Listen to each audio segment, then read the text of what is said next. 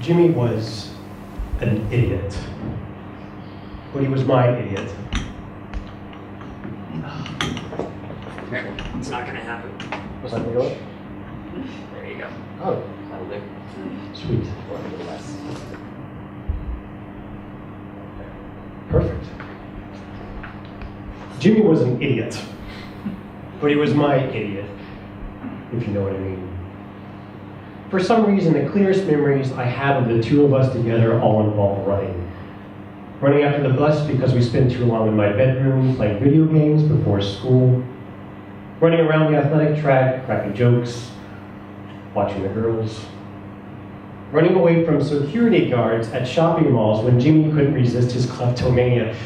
He was the closest thing that I had to a brother, I guess.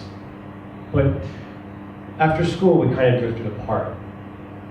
We were both slackers, but I always managed to get just passable grades without trying too hard, while Jimmy pretty much fucked up every exam he ever took. Anyway, I went into university and onto employment. Jimmy drifted in and out of jobs, in and out of prison. It was a couple of years ago. I was back home for Christmas with my folks. My sister was there too with her irritating husband. It was evening, and I remember I was outside by myself smoking a cigarette. And I remember the smoke coming up through the air, and just very thin snowflakes started to fall, not enough to settle. And a voice came from inside the house. "Michael, your friend James is on television."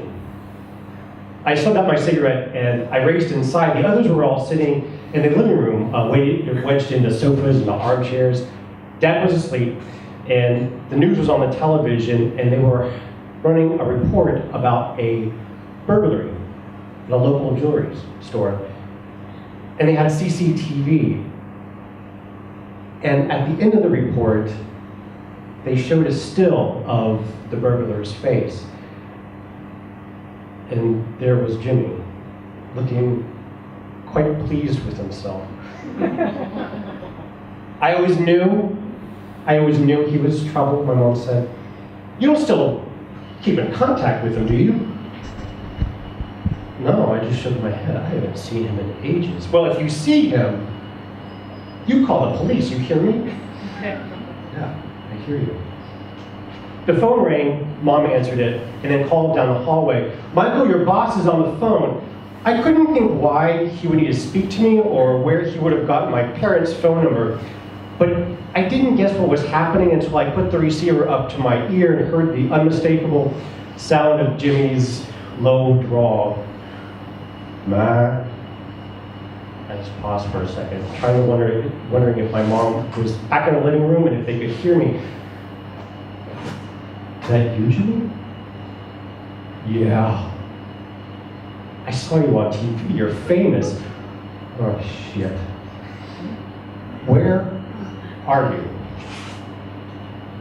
"Phone box." I heard him cough. "You could have at least covered your face, you prick." He didn't respond. "Are you there?" Just a few more seconds, and he spoke. "Yeah. Do you need anything?" I asked. "I don't know. You want to meet up? Share a 10 or two? You're kidding me, right?" "I'll be at the swings," he said, and hung up. I put my head around the door into the living room. They're all watching some festive trash on television, celebrities wearing Santa hats. I grabbed my jacket and left. On the hill of our middle of our town was a children's play area. Near the top, you could see for miles. We used to go there when we were too young to get into pubs or bars, drinking tins of beer stolen from Jimmy's dad. He was sitting on one of the swings, rocking backwards and forth. The grass was covered in frost. "Jimmy?" I said. He just stopped and he looked at me. "Mike, is that you?" His eyes were wet, like he'd been crying. He was holding a tin of beer, and There were 5 more at his feet, and by the way, he was slurring his words. I guess that he had already polished off another half dozen to himself. He had a sports bag too, but I didn't ask what was in it. I sat on the swing next to him and we began to move in certain unison. I opened a 10 and drank. It was cold and tasteless and strangely nostalgic. How you been? I asked. Well, you know, I get by. How's your job? It's okay. Pays the bills, I guess.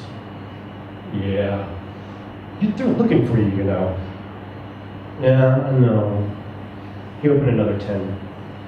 We looked across town. Lines of street lights and a glow of a train snaked across the horizon. In the distance, I could see flashing blue and red lights. It could have been a cop car. It could have been Christmas decorations. Remember that time, that New Year's Eve that we spent up here?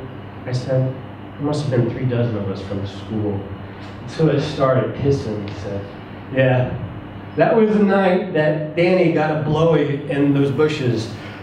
I laughed. That didn't actually happen, did I? I thought that someone made that up. Jimmy shrugged. I can't really remember, to be honest. I finished my beer and kicked the empty tin through the air. I opened another. You ever miss the old days, Jimmy said? I don't know, I guess. Sometimes. Yeah, me too. When the beers were finished, we said our goodbyes. I offered Jimmy some money, said I could drive him out of town or something. But he said he was fine. And he went on his way. A couple of weeks later, they found most of the jewelry down by the river, stuffed into a garbage can. I haven't seen Jimmy since. I mean, he'll turn up in some security footage in an airport or a train station. He's still running.